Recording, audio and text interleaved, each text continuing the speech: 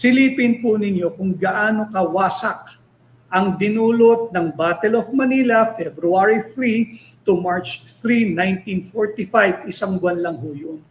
Wasak ang City of Manila. At hindi na nakabawi mula noon. Hindi na po nakabangon ang City of Manila mula noon. And from where we speak now, 80 years after, hindi pa rin po nakababawi.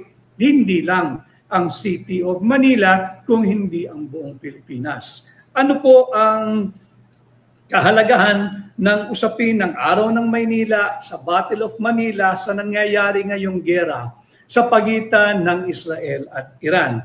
Alam mo ninyo, bago natin isulong ang isang usapin na pagka pinasok natin, baka hindi na po tayo makalabas, at kung makalabas man po tayo, gulanit na po tayo, sapagkat wala tayong kakayang ipagtanggol ang ating sarili, nakaasa lamang po tayo sa ating alyado na hindi naman guarantee. Na nakikita po ninyo yung Iron Dome defense ng Israel, na sabi nila, guaranteed po yun, ginarantihan nila, na wala raw pong makakalusot na missile sa kanilang airspace. Hindi po totoo yun. Nakita natin ang daming missile ng Iran ang lumusot sa Israel.